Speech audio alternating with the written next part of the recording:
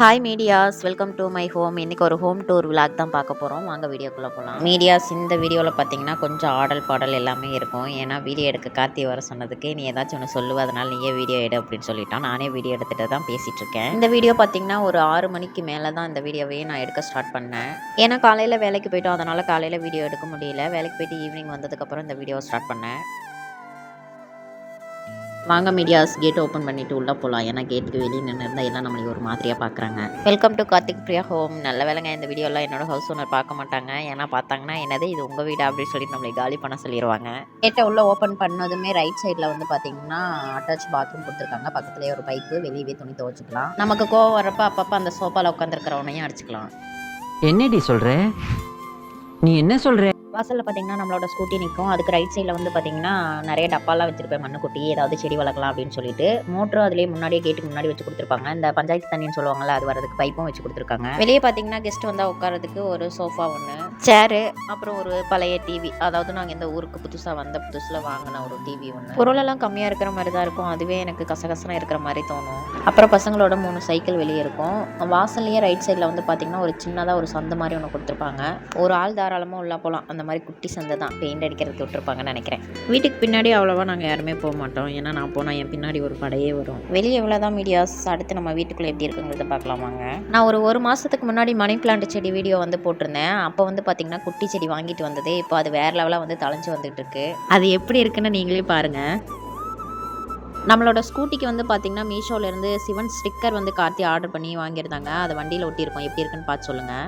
Sivan sticker வாங்கின video மட்டும் நான் போட்டிருக்க மாட்டேன். ஏன்னா அந்த மீஷோவில் ஆர்டர் பண்ணது வந்து எனக்கே தெரியாது. கார்த்தி ஆர்டர் பண்ணி ஸ்டிக்கர் ஒட்டினதுக்கப்புறம் தான் என்கிட்ட காட்டினாங்க. இதில் வந்து பார்த்திங்கன்னா நம்ம வேலைக்கு எடுத்துகிட்டு போகிற அந்த வெப்பன்ஸ் எல்லாம் வச்சுருப்போம். கதவை ஓப்பன் பண்ணிவிட்டு உள்ளே வந்த உடனே ஒரு பெரிய ஹாலுங்க. உள்ளே வந்து பார்த்திங்கன்னா சின்னதாக ஒரு டிவி அம்மா வீட்டிலேருந்து எடுத்துகிட்டு வந்தது. அதுக்கப்புறம் டைம் பாஸ் பண்ணுறதுக்கு ஒரு ஹோம் தேட்ரு. இந்த ஹோம் தேட்ரு வந்து பார்த்திங்கன்னா கார்த்தியோட பர்த்டேவுக்கு நான் கிஃப்ட் பண்ணது. இந்த ட்ரெஸ்ஸிங் டேபிள் வந்து பார்த்திங்கன்னா என்னோட பர்த்டேவுக்கு கார்த்தி கிஃப்ட் பண்ணது. ஹாலில் வந்து பார்த்திங்கன்னா ஒரே ஒரு டேபிள் ஃபேன் மட்டும் வச்சுருக்கோம். ஏன்னா டிவி வந்து அதிகமாக யாருமே நாங்கள் பார்க்க மாட்டோம். எப்பயாவது பசங்க போர் அடிக்குது அப்படின்னு சுட்டி டிவி வச்சாங்க அப்படின்னா அந்த டேபிள் ஃபேன் எடுத்துகிட்டு வந்து இங்கே வச்சுக்குவாங்க. நம்ம வீட்டில் மொத்தம் 3 சோஃபா இருக்குது. அதில் வெளியே ஒரு சோஃபா போட்டிருக்கோம். உள்ள ஹாலில் வந்து டிவி பார்த்தா அதில் உட்காந்துக்கிற மாதிரி ஹாலில் ஒரு சோஃபா, ஒரு ரெட் கலர் சோஃபா ஒன்று போட்டிருக்கோம்.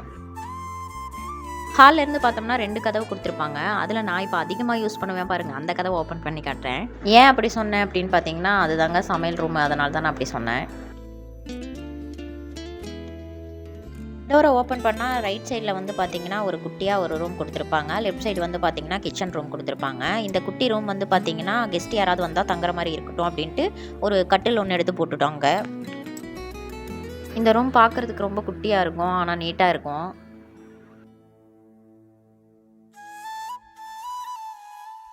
இதில் முன்னாடி வந்து பார்த்தீங்கன்னா நீ கொடுங்குறது எல்லாமே தேவையில்லாத ஆணின்னு சொல்லுவாங்கள்ல, அது மாதிரி முன்னாடி வச்சிருக்க பொருள் எல்லா பொருளுமே தேவையில்லாத பொருள் மட்டும்தான் வச்சுருப்பேன். வெறும் அட்டை பாக்ஸாக அடுக்கி வச்சுருப்பேன். அதில் ஏதாவது தேவையான பொருளும் இருக்கும், இருந்தாலும் அதிகமாக நாங்கள் யூஸ் பண்ண மாட்டோம். அந்த பொருள் மட்டும்தான் அந்த பாக்ஸில் வச்சுருப்பேன். அப்படியே கொஞ்சம் ரைட்டில் திரும்பினேன் அப்படின்னா சமையல் ரூமுங்க. அதிகமாக இந்த ரூமில் தான் இருக்கிறது. பார்த்திங்கன்னா உள்ளே வரும்போதே ஒரு ஃப்ரிட்ஜ் ஒன்று வச்சுருப்போம். அதுக்கப்புறம் சமைக்கிறதுக்கு தேவையான பொருள், தேவையில்லாத பொருள்னு எல்லாமே கலந்து மிக்சடாக வச்சுருப்பேன். வீடியோ ஸ்டார்டிங்லேயே சொல்லியிருப்பேன், பொருள் கம்மியாக தான் இருக்கும், ஆனால் கசகசனாக இருக்கிற மாதிரி இருக்கும் அப்படின்ட்டு. அது வந்து இந்த சமையல் ரூமுக்கு தான் செட் ஆகும்னு நினைக்கிறேன். நீட் பண்ணி தான் வைப்பேன், பட் இப்போ வேலைக்கு போக ஆரம்பித்ததுலேருந்து அவ்வளோவா கவனிக்கிறதில்ல. சமையல் ரூம் பொறுத்த வரைக்கும் ரொம்ப நேரம் இந்த ரூம்குள்ளே நிற்கக்கூடாது. அதனால் நம்ம அடுத்த ரூமில் என்னென்ன இருக்குங்கிறத பார்க்கலாம் வாங்க. ஸ்லோவாக ரிவர்ஸ்லேயே போவேன். அதனால் நீங்கள் இதை ரிவர்ஸில் எடுத்த வீடியோன்னு நினச்சிக்காதீங்க. நான் தான் ரிவர்ஸில் நடந்து போய் அப்படியே டோரை சாத்துவேன். கார்த்தியை தான் வீடியோ எடுக்க சொன்னதுக்கு ஓவராக சீன் போட ஆரம்பிச்சிட்டான். அதனால தான் நானே ஒரு கையில் வீடியோ எடுத்துகிட்ருக்கேன்.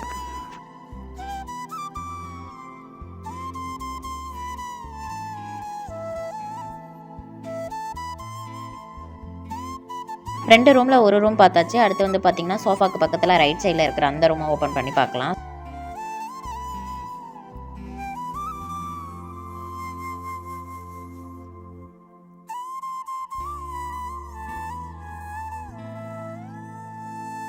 டோரை ஓப்பன் பண்ணதுமே உள்ளே வந்து பார்த்திங்கன்னா ஒரு சிங்கிள் பெட் ஒன்று போட்டிருப்போம். அதில் வந்து பார்த்திங்கன்னா டெடி தான் படுத்திருக்கு.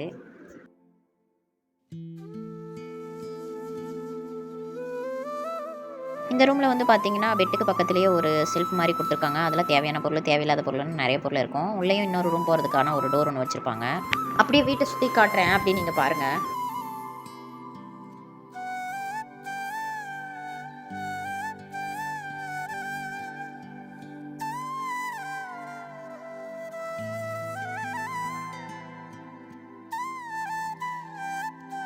நெக்ஸ்ட்டு அந்த ரூம் தான் ஓப்பன் பண்ண போகிறேன். ஸோ இது வந்து பார்த்திங்கன்னா பெட்ரூமு, அங்கே இருக்கிறது ஹாலு. இதுக்கு முன்னாடி வந்து பார்த்தது வந்து கெஸ்ட் ரூமு, அதுக்கு பக்கத்தில் வந்து கிச்சன் பார்த்தாச்சு. இப்போ கடைசியாக பார்க்குறது வந்து சாமி ரூம் தான் நம்ம பார்க்க போகிறோம்.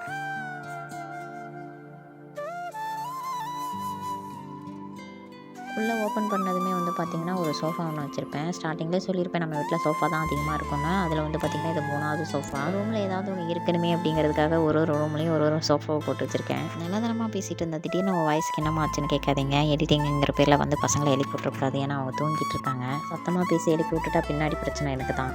இந்த ரூமில் வந்து பார்த்திங்கன்னா ஒரு சாமி மடம், அதுக்கப்புறம் வந்து பார்த்திங்கன்னா யூடியூப் சேனலுக்காக வாங்கின ஒரு மொபைல் ஸ்டாண்டு, அதுக்கப்புறம் ஒரு 10 வருஷத்துக்கு முன்னாடி வாங்கின ஒரு பீரோ ஒன்று இருக்குங்க. அப்படியே நீங்கள் சுற்றி பாருங்கள் என்னென்ன இருக்குன்னு. எந்த ரூமும் எம்டியாக இருக்கக்கூடாது அப்படின்ட்டு எல்லா ரூம்லேயும் ஒரு பொருள் 2 பொருள்னு எக்ஸ்ட்ரா போட்டு வச்சுருக்கிறேன். கொஞ்ச நேரத்துக்கு முன்னாடி அந்த கெஸ்ட் ரூம் காட்டினேன் பார்த்தீங்களா, அது இந்த சாமி ரூம்லேருந்து அந்த கெஸ்ட் ரூமுக்கு வந்து ஒரு சின்னதாக ஒரு ஓப்பன் மாதிரி கொடுத்துருப்பாங்க. அப்புறம் முக்கியமான விஷயம் என்ன தெரியுங்களா, இந்த வீடியோ எடுத்து 1 வாரம் ஆச்சு.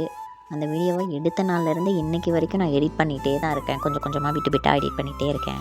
இன்றைக்கி எடிட் பண்ணி போட்டோன்னா இல்லை இன்னும் 10 நாள் ஆகுமான்னு தெரியல.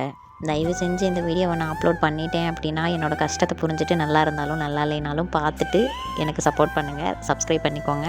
மறக்காமல் வீடியோவுக்கு லைக்கும் பண்ணிக்கோங்க. அப்லோட் பண்ணுறதுக்கு வீடியோ எதுவும் இல்லைன்னு தாங்க 1 வாரத்துக்கு முன்னாடியே இந்த வீடியோவை நான் எடுத்து வச்சேன். ஆனால் இதை எடிட் பண்ணி போடுறதுக்கு எனக்கு நேரம் கிடைக்கல. விளையாட்டாக ஆரம்பித்த யூடியூப் சேனல் தாங்க இது. ஆனால் நான் ஆரம்பித்த ஒரு 1 இயர்க்குள்ளேயே எனக்கு 2K சப்ஸ்கிரைபருக்கும் மேலேயே கிடச்சிருக்கீங்க. எனக்கு வாட்ச் ஹவரும் நல்லா கிடச்சிட்ருக்கு.